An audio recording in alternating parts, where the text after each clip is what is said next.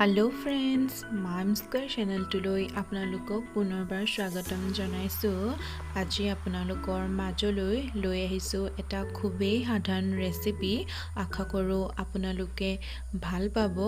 বলক তেনেহলে পলম নকৰি আজিৰ ৰেচিপিটো ষ্টাৰ্ট কৰো।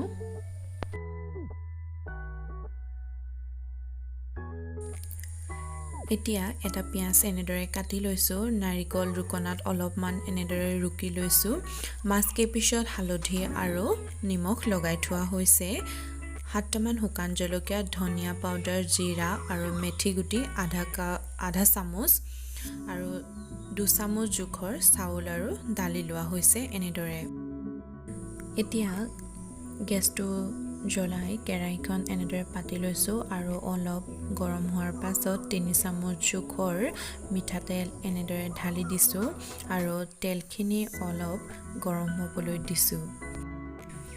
তেলখিনি অলপ গৰম হোৱাৰ পাছত মই পিয়াজখিনি ইয়াত ঢালি দিছো আৰু অলপ দেৰি পিয়াজখিনি তেলতে এনেদৰে ভাজি লম ভালদৰে।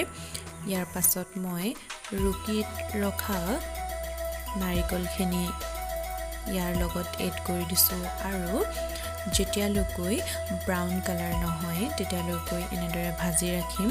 আপোনালোকে মন কৰিব যদি এইখিনি অকণ ডেৰা যেন হয় তেন্তে আমি বনাব নোৱাৰিম। এতিয়া ভাজি থোৱা পিয়াজ আৰু নাৰিকলখিনি ভালদৰে ব্ৰাউন কালাৰ হোৱাৰ পাছত মই এটা বাউল লৈছো আৰু বাউলটোত এনেদৰে কেৰাহীৰ পৰা ভাজি ৰখা পিয়াজ আৰু নাৰিকলখিনি নমাই ৰাখিছো। এতিয়া পুনৰবাৰ আকৌ কেৰাহীখন গৰম কৰি 4 চামুচ জোখৰ মিঠাতেল দিছো আৰু এতিয়া 1 চামুচতকৈ বেছি অকণ দালি তেলখিনিত এড কৰিছো।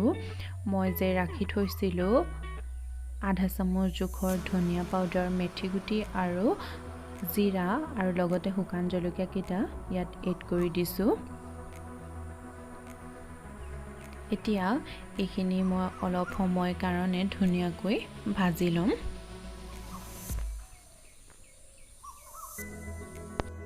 এতিয়া গোটেইখিনি ভালদৰে অলপ সময় এনেদৰে ভাজি লোৱাৰ পাছত মই ৰাখি থোৱা 2 চামুচ জোখৰ চাউল ইয়াত মই 1 চামুচ জোখৰ চাউল এড কৰিছো আৰু এইখিনি এনেদৰে অলপ সময়ৰ কাৰণে ভালদৰে ভাজি লম। এনেদৰে ভালকৈ ভাজি লোৱাৰ পাছত মই ৰাখি থোৱা নাৰিকল আৰু পিয়াজৰ বাউলটোত এই গোটেইখিনি নমাই ৰাখিম। দেখিছেনে মই এই বাউলটোত গোটেইখিনি এনেদৰে একেলগে ৰাখিছো। এতিয়া মই এই গোটেইখিনি মিক্সাৰত এনেদৰে ভালকৈ পিচি ল'ম।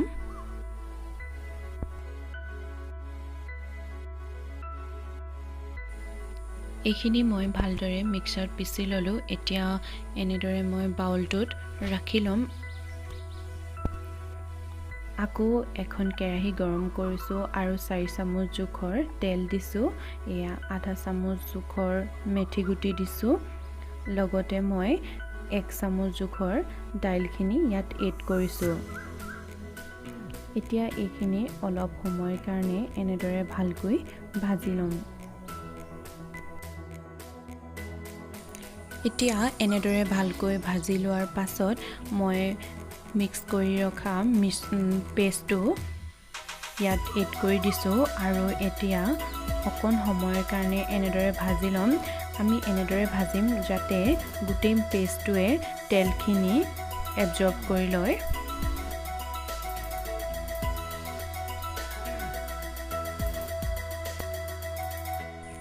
এতিয়া মই এইখিনি ভালদৰে ভাজি লোৱাৰ পাছত 1 গিলাচ পানী ইয়াত এড কৰিছো আৰু অলপ সময়ৰ কাৰণে এইখিনি বইল হ'বলৈ দিছো। এতিয়া মই ৰাখি থোৱা কেঁচা মাছ কেইপিচ ইয়াত এড কৰি দিছো। আপোনালোকে লক্ষ্য কৰিব মই এতিয়ালৈকে ইয়াত কোনো ধৰণৰ হালধি ব্যৱহাৰ কৰা নাই। এতিয়া সোৱাদ অনুসৰি অলপমান নিমখ দিছো আৰু অলপ সময়ৰ কাৰণে এনেদৰে উতলিবলৈ ৰাখি দিম।